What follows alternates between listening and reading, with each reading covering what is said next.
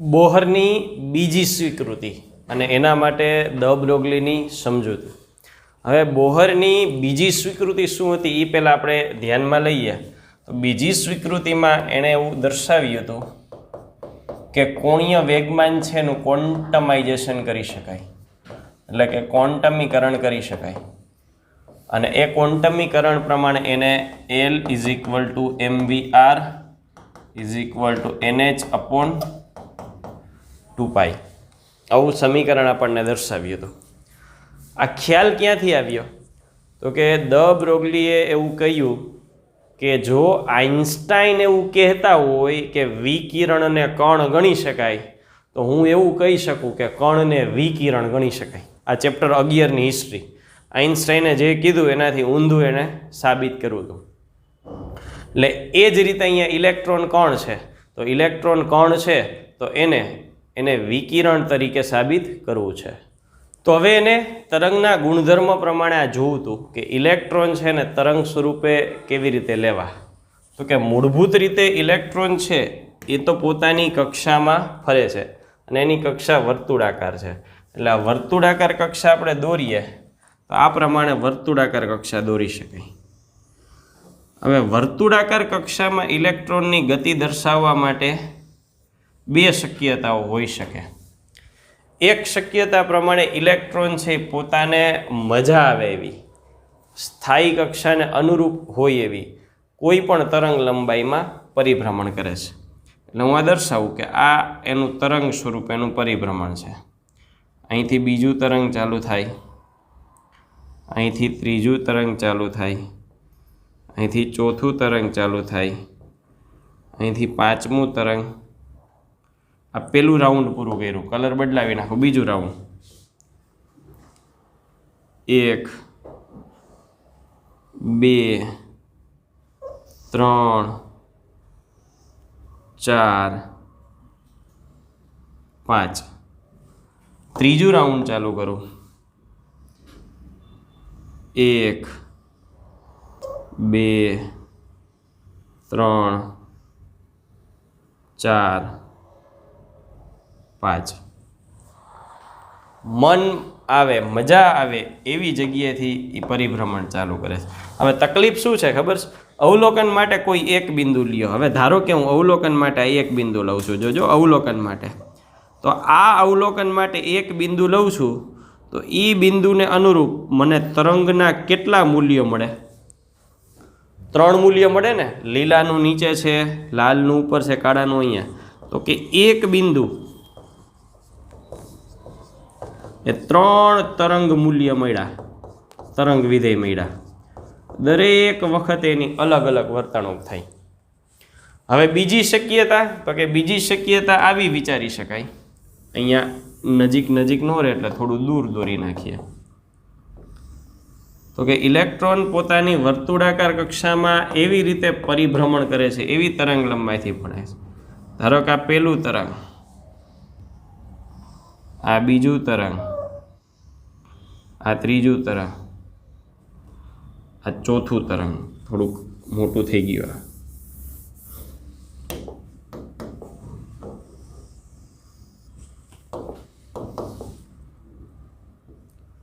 ત્રીજું તરંગ,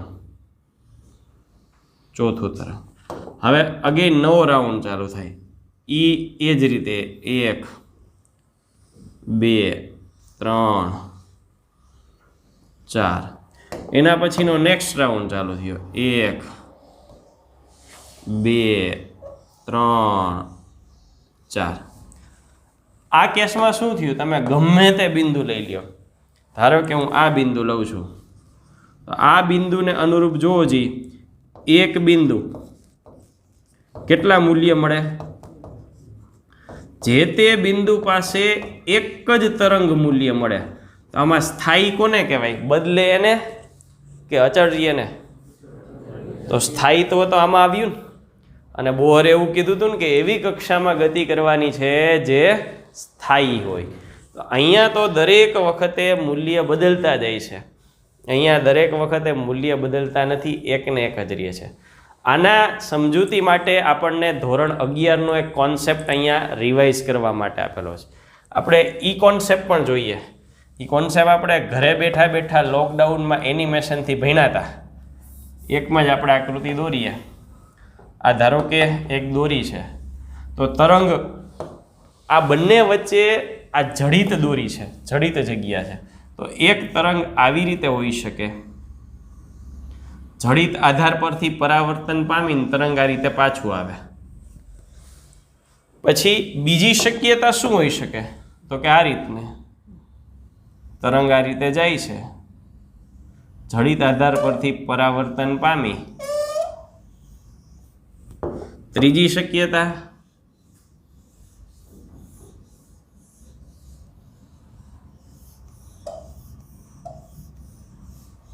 પણ કોઈ પણ સંજોગોમાં અહીંયા જે બિંદુ આવે એ કેવું હોય? નિષ્પન્દ બિંદુ હોય.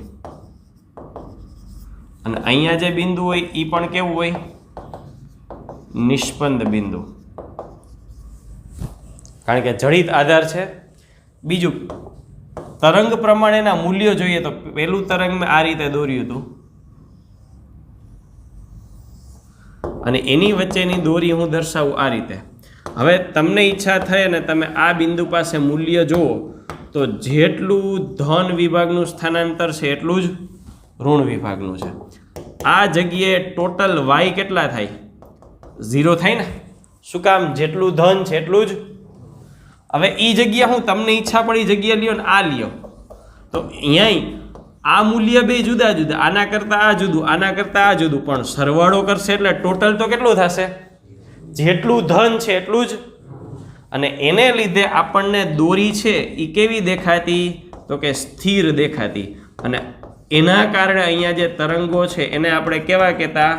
સ્થિત તરંગો. આ સ્થિત તરંગોની વ્યાખ્યા હતી. અર્થાંત સ્થિત તરંગો પસાર થતા હોય તો જ ઇલેક્ટ્રોનને તરંગ સ્વરૂપે આપણે સ્થાયી સ્થિતિમાં દર્શાવી શકીએ. એટલે અહીંયા ફાઇનલી એ ખબર પડી કે ભાઈ આ ધારણા છે એ શક્ય નથી. શક્ય બાબત શું છે? તો કે આ જે ઘટના છે એ શક્ય કિસ્સો આવે. એટલે હવે એ કિસ્સા મુજબ આપણે સ્વીકૃતિ નંબર 2 ને આગળ લઈ જઈ અને સાબિત કરવી છે કે દ બ્રોગલીએ એ સિદ્ધાંત આપ્યો અને એના પરથી બોહરે જે મોડેલ સૂચવ્યું. તો આકૃતિ પરથી આપણે ભૂમિતિ દ્વારા સાબિત કરવાની છે. અહીંયા ઇલેક્ટ્રોનને તરંગ સ્વરૂપે ફરી ફરીને અંતર કેટલું કાપવાનું છે? એક વર્તુળના અથવા કક્ષાના પરિઘ જેટલું. હવે જો આ જે વર્તુળાકાર માર્ગ છે એની ત્રિજ્યા r હોય તો આપણને એટલી ખબર પડે કે પરિઘ છે એ કેટલો થયો? તો કે અહીંયા કેટલા તરંગ લીધા? 1 2 3 અને 4, 4 લેમ્બડા. પણ વિસ્તૃત સ્વરૂપે, વિસ્તૃત એટલે કે એવું થોડુંક જરૂરી છે 4 તરંગ જ હોય. જરૂરી કેટલું? તો કે જ્યાંથી ચાલુ થાય ત્યાં જ પૂર્ણ થાય એ જરૂરી. જો થોડું કે આગળ પાછળ પૂર્ણ થયું તો આની જે મિક્સ ખીચડો થઈ જશે. જ્યાં ચાલુ થાય ત્યાં જ પૂરું થાય જરૂરી. એટલે તરંગ પૂરેપૂરા હોય. એક તરંગ હોય, 2 3 4 5 6 7 8 9 10. ટૂંકમાં કેવા હોવા જોઈએ? પૂર્ણાંક હોવા જોઈએ. એટલે પરિઘ છે એને દર્શાવવું 2πr. કક્ષા n ની હોય તો એની ત્રિજ્યા n = n લેમ્બડા, જ્યાં n પૂર્ણાંક છે એટલે એની કિંમત 1 2 3 4 5 6 હોઈ શકે. તો આ વિસ્તૃત સ્વરૂપે આપણે આ વાત રજૂ કરી. હવે ત્યાં જ દ બ્રોગલીના સંશોધનો ચાલુ હતા. એટલે દ બ્રોગલીએ ત્યારે આઇન્સ્ટાઈનની સાથોસાથ એવું દર્શાવ્યું કે ભાઈ કણ છે તો એને તરંગ સ્વરૂપે લઈ શકાય અને કણને દળ હોય અને તરંગને તરંગ લંબાઈ હોય અને આ બંને વચ્ચેનું સંબંધ દર્શાવતું સૂત્ર એને આપ્યું લેમ્બડા = h/mv, જેને આપણે દ બ્રોગલી તરંગ લંબાઈ પણ કહીએ છીએ. હવે આ બંનેને મિક્સ કરીએ, એટલે આ જે પરિણામ છે એ 1 કહીએ અને આ 2 છે. 1 અને 2 એ બંનેને મિક્સ કરીએ તો શું થાય? તો કે બંનેને મિક્સ કરતા અહીંયા 2πrn છે. 2πrn = n લેમ્બડા તરીકે h/mv. હવે Rn અને mv એટલાને ભેગા કરી દે એટલે અહીંયા બાકી રહેશે mv/rn, તો સામે બાકી રહેશે nh, અહીંથી ત્યાં જશે શું જશે 2π, તો mvr એટલે કોણીય વેગમાન, nમી કક્ષાનું કોણીય વેગમાન ln is equal to nh/2π। એટલે બીજા અધિતર્કમાં આપણને બોહરે સ્વીકૃતિ નંબર 2 માં બીજી સ્વીકૃતિમાં એવું જ કીધું હતું કે કોણીય વેગમાન છે એ h/2π ના પૂર્ણાંકમાં હોય, અર્થાત ક્વોન્ટમીકરણ થયેલું હોય, ક્વોન્ટાઇઝેશન થયેલું હોય। એટલે આ રીતે એને દ બ્રોગલીનો ઉપયોગ કરી અને ઇલેક્ટ્રોનને એટલે કે કણને તરંગ સ્વરૂપે રજૂ કર્યું અને એની ઉર્જાના મૂલ્યો એના પરથી નક્કી કર્યા। અને બીજી ને ત્રીજી સ્વીકૃતિ, આમ તો મૂળભૂત બીજી છે, બીજા ઉપરથી ત્રીજી મેળવી, પણ બીજી ક્યાંથી મેળવી? તો કે બીજી મેળવવા માટે એને કોનો ઉપયોગ કરવો પડ્યો? દ બ્રોગલીની સમજૂતીનો। તો આ રીતે કોણીય વેગમાનની બીજી સ્વીકૃતિ મળી। બોહર દ્વારા સૂચવાયેલી ઓલમોસ્ટ બાબતો સ્વીકૃત થઈ ગઈ, પણ તેમ છતાં બોહર મોડેલના અમુક પરિણામો હજી સમજાવી શકાતા નહોતા, જેને આપણે બોહર મોડેલની મર્યાદા કહેશું। 2 પરિણામો તકલીફવાળા છે। એમાં પહેલી જે તકલીફ છે એની તો આપણે ચર્ચા આગળ પણ કરી લીધી। બોહર મોડેલ માટે જે ક્લાસિકલ ફિઝિક્સનો ઉપયોગ કરીને ઈના સમીકરણો, ડાબી બાજુનો પાર્ટ એટલે mz²e⁴/8 ε0² n²h² ઉર્જાનું જે સમીકરણ હતું એ જે આપેલું હતું એમાં આપણે એવું કીધું હતું કે આ સમીકરણ માટે બાહ્ય કક્ષામાં ઇલેક્ટ્રોનની સંખ્યા કેટલી હોવી જોઈએ? તો કે બાહ્ય કક્ષામાં ઇલેક્ટ્રોનની સંખ્યા 1 હોય। અને પછી આપણે ઉદાહરણ લીધા હતા, 1 હોય એવું કોણ કોણ હોય? તો કે હાઇડ્રોજન પોતે હોય, હિલિયમ પ્લસ હોય, લિથિયમ +2 હોય, આયોનાઇઝ્ડ પરમાણુ લીધા હતા। પણ 1 ઇલેક્ટ્રોન હોય ત્યાં સુધી સાચું, 2 હોય તો શું? તો કે તકલીફ ક્યાં થતી હતી? તો કે તકલીફ એ હતી, ધારો કે અહીંયા ન્યુક્લિયસ લઈએ અને આપણે 2 સ્થિતિઓની ચર્ચા કરીએ। આ 2 સ્થિતિઓ છે અને આજુબાજુ માત્ર 1 ઇલેક્ટ્રોન પરિભ્રમણ કરે છે, અને હવે આપણે એવું લઈએ કે ભાઈ આજુબાજુમાં 2 ઇલેક્ટ્રોન પરિભ્રમણ કરે છે। હવે 1 ઇલેક્ટ્રોન પરિભ્રમણ કરતા ત્યારે આ સમજૂતી માટેનું આપણું પહેલું સ્ટેપ શું હતું? તો કે કેન્દ્રગામી બળ ઇઝ ઇક્વલ ટુ ન્યુક્લિયસ દ્વારા લાગતું કુલમ બળ, આવું થતું। હવે આ સ્થિતિ પ્રમાણે સૂત્ર લઈએ તો એ તો mv²/r is equal to k ઇલેક્ટ્રોનનો વિદ્યુતભાર e ન્યુક્લિયસનો Ze/r²। એટલે આ કાર્યક્રમ આપણે કરતા અને એના મુજબ એ સૂત્ર મેળવતા। હવે તકલીફ શું થશે? તો કે આ mv²/r હવે ન્યુક્લિયસ છે એ તમને આકર્ષે છે, ન્યુક્લિયસ છે ઇલેક્ટ્રોનને આકર્ષે છે, પણ આ બીજો ઇલેક્ટ્રોન એને શું કરે છે? અપાકર્ષે છે। બળ અહીંયા આ આકર્ષે, ન્યુક્લિયસ છે એ આકર્ષે, સામે બીજો ઇલેક્ટ્રોન છે એ શું કરશે? તો કે અપાકર્ષે છે, અપાકર્ષે છે। એટલે mv²/r k Ze/r²। આટલાથી નહીં થાય, પ્લસ ઓર માઇનસ અન્ય અપાકર્ષી બળો। હું માત્ર અપાકર્ષી શબ્દ એટલે વાપરું છું, જે વધારો થવાનો છે કોનો થવાનો છે? ઇલેક્ટ્રોનનો। સાહેબ ન્યુક્લિયસમાં પ્રોટોનનો વધારો થાય, પણ વધારો થાય બધું આમાં જ આવી જવાનો છે ને, એ બધું શેમાં ગણાઈ જવાનો છે? આકર્ષી બળમાં। એટલે આ કેસમાં શું હતું? માત્ર આકર્ષી બળ હતું। હવે આકર્ષી વત્તા અપાકર્ષી, આ 2 છે તો 1 અપાકર્ષણ લગાડે। ધારો કે 3 ઇલેક્ટ્રોન હોય તો 2 અપાકર્ષણ બળના મૂલ્ય મળે, 4 ઇલેક્ટ્રોન હોય તો 3 અપાકર્ષણ બળના મૂલ્ય મળે। એની ગોઠવણી ફરે, અહીંયા સામે સામે ગોઠવાય, 3 હોય તો ત્રિકોણની જેમ ગોઠવાય, 4 હોય તો ચોરસની જેમ ગોઠવાય, કારણ કે અપાકર્ષણ કરે છે એટલે એકબીજાથી મહત્તમ અંતરે રહેવાનો પ્રયત્ન કરે। તો આ બધાય માટે અંતરોની કોઈ મર્યાદા જ ન રહે, તો દરેક વખતે સૂત્ર નવું મળે, એટલે દરેક વખતે સૂત્ર જટિલ બનતું જાય। એક સરખી પેટર્નથી સૂત્ર ન મળે, રીત એક સરખી રહીએ પણ જવાબ અથવા સૂત્ર છે એના પેટર્ન બદલતા રહીએ। એટલે બોહર મોડેલ છે એ સ્વીકૃત છે પણ હાઇડ્રોજન 1 માટે જ, અથવા તો બાહ્યતમ કક્ષામાં 1 ઇલેક્ટ્રોન ધરાવતા પરમાણુ માટે જ। હિલિયમ ને લિથિયમ ને પરમાણુ કહેવા કરતાં આયોનાઇઝ્ડ એટમ, આયોનાઇઝ્ડ પરમાણુ કહેવા પડે, કારણ કે ઇલેક્ટ્રોન ગુમાવીને આપણે વાત કરીએ છીએ, એના સામાન્ય સ્વરૂપની વાત કરતા નથી.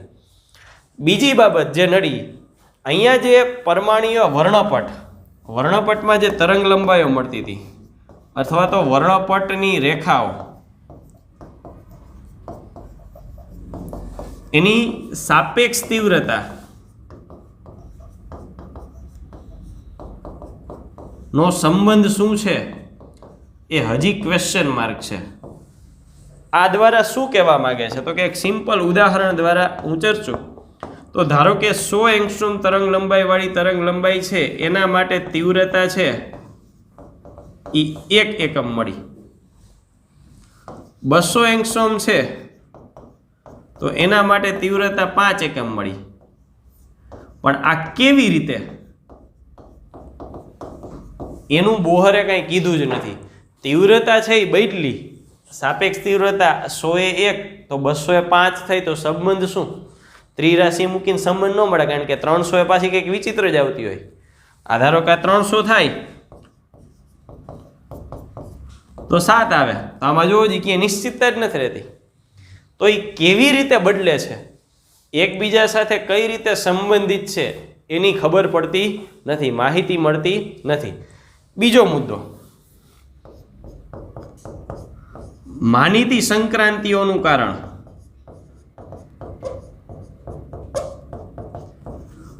હવે શબ્દ આવ્યો માનીતી સંક્રાંતિ. માનીતી એટલે જે વધુ થાય તે. હવે ઇલેક્ટ્રોનના ઉર્જા સ્તરમાં સંક્રાંતિઓ અઢળક થઈ શકે. 1 2 3 4 5 6 આવા કેટલાય ઉર્જા સ્તરો છે. 6 માંથી 5 4 3 2 1, 6 માંથી થાય તો 5 સંક્રાંતિ થઈ શકે, 5 માંથી થાય તો 4, 4 માંથી થાય તો 3, 3 માંથી થાય તો 2, 2 માંથી થાય તો 1. એમાંથી અમુક સંક્રાંતિ એવી છે કે વારે વારે હાલતા ચાલતા જોવા મળે. તો એ વારંવાર એ જ સંક્રાંતિ શા માટે જોવા મળે છે? એવું શું એમાં કારણ છે કે એ જ સંક્રાંતિ સૌથી વધુ વખત જોવા મળે છે? ફોર એક્ઝામ્પલ, આપણે ઉદાહરણ લઈએ, ધારો કે 3 માંથી 2 ની સંક્રાંતિ છે એ 10 વખત થાય છે. 3 માંથી 2 ની સંક્રાંતિ 10 વખત થાય છે, પણ 3 માંથી 1 સંક્રાંતિ ત્યારે 1 જ વખત થાય છે. 4 થી 2 છે એ 1 જ વખત થાય છે. તો આ સંક્રાંતિ જે વધુ વખત થઈ એ સંક્રાંતિને કઈ સંક્રાંતિ કહેવાય? માનીતી. તો એ વધુ શું કામ થઈ એનું પણ કારણ ખબર પડી શકતી નથી. અને આ સૌથી વધારે અવલોકન લેવા માટે ઉપયોગ થયો છે દ્રશ્ય વિભાગનો. એટલે વચ્ચે એવો મુદ્દો આપ્યો છે કે દ્રશ્ય વિભાગની માનીતી સંક્રાંતિઓનું કારણ ખબર નથી પડતી. આ ટોટલ 3 બાબતો, એકમાં આ 2 ભેગી કરી નાખી. આ 3 બાબતો એવી છે કે જેના વિશે હજુ સુધી કોઈ સ્પષ્ટતા કરી શકાતી નથી. જૂની ટેક્સ્ટબુક પ્રમાણે 4 મુદ્દા હતા. ચોથો મુદ્દો આમાં નામાં જ હતો. વર્ણપટ રેખાઓ મળે ને એટલે આપણે એવું કહેતા કે 2 માંથી 1 માં ઉત્સર્જન થાય ને તો એને લાઇમનની H આલ્ફા રેખા કહેવાય. આગળ જતાં એને સ્પેક્ટ્રોમીટરથી જોવામાં આવ્યું. સ્પેક્ટ્રોમીટરથી જોયું ને તો આપણે નોર્મલી એવું જ સમજતા કે ભાઈ ઉત્સર્જન થઈને H આલ્ફા રેખા છે. પણ સ્પેક્ટ્રોમીટર વડે જોતા, સ્પેક્ટ્રોમીટર એટલે એક પ્રકારનું માઇક્રોસ્કોપ. સ્પેક્ટ્રોમીટરે જોતા આપણને જે H આલ્ફા રેખા 1 દેખાય ની ખરેખર 1 નહોતી. એ H આલ્ફામાં કેટલું હતું? H આલ્ફામાં બીજી અંદર કેટલી રેખાઓ હતી? આવી અંદર બીજી રેખાઓ જોવા મળતી હતી. તો આ અંદરની રેખાઓ શું છે એની કંઈ ખબર પડી શકતી નહોતી. આપણને એમ જ હતું કે એક ફોટોનને પરિણામે તરંગ લંબાઈ અથવા તો ઉર્જા ઉત્સર્જાય છે. પણ એ ઘણી બધી તરંગ લંબાઈઓ અને રેખાઓ મિશ્રણ થઈને બની. એ કોનું કોમ્બિનેશન છે એની કોઈ માહિતી મળી શકે એમ નહોતી.